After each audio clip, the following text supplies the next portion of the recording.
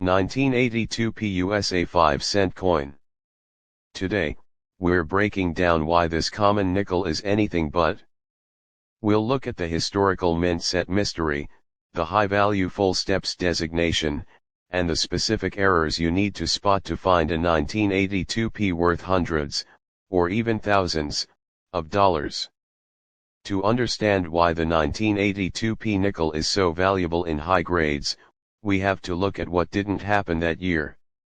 Usually, every year, the US Mint produces uncirculated mint sets, pristine versions of every coin made that year, sold directly to collectors.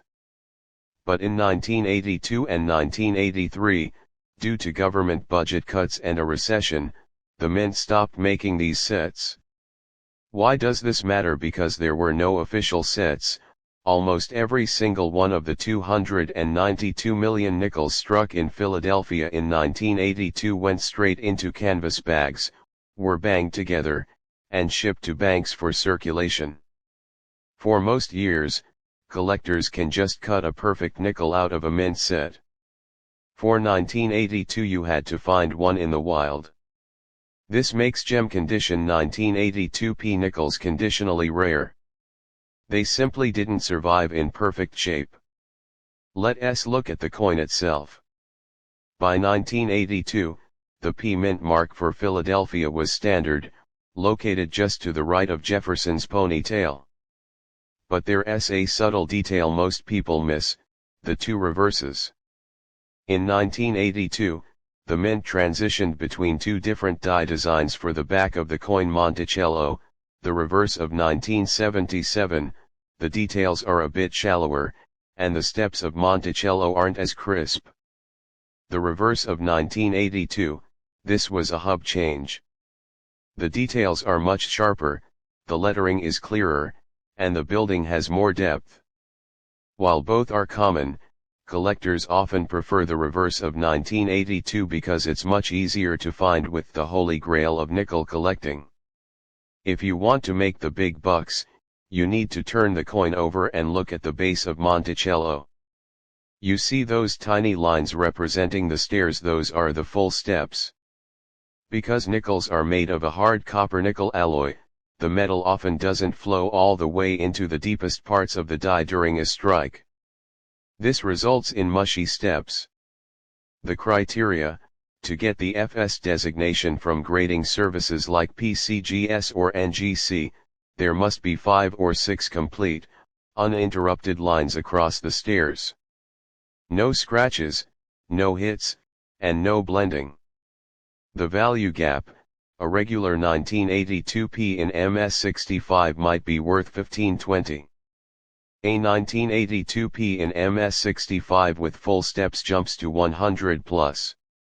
And if you hit the jackpot with an, you are looking at a coin that can trade for 4,000 to 12,000 plus at a major auction. Finding a 1982p with full steps in a random roll of coins is like finding a needle in a haystack, but they are out there. If your coin isn't in perfect condition, don't throw it away yet. 1982 was a year of high production and occasionally low quality control. Double die reverse: look at the words 5 cents and United States of America. If you see clear doubling or thickening of the letters, you've found a variety that collectors will pay a premium for, even in circulated condition. Struck through grease: because the mint was pumping these out fast, the dies often got clogged with machinery grease. This leads to ghost letters or parts of the coin that look like they were never struck at all. Clipped planchettes: look for a bite taken out of the edge of the coin. Since these weren't caught in mint sets, many of these errors made it into circulation.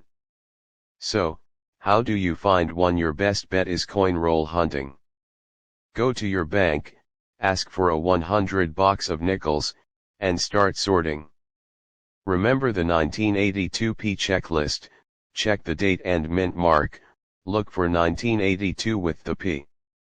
Check the condition: if it looks shiny and brand new, put it in a flip immediately. Flip it over, use a 10x jeweler's loop to check for those 5 or 6 full steps. Look for doubling, check the reverse text for a double die. Most 1982 nickels you find will just be worth 5 cents. But because no mint sets exist for this year, every high-grade survivor is a piece of a lost year in American history. Have you ever found a full steps nickel, or do you have a jar of 1982s waiting to be searched? Let me know in the comments.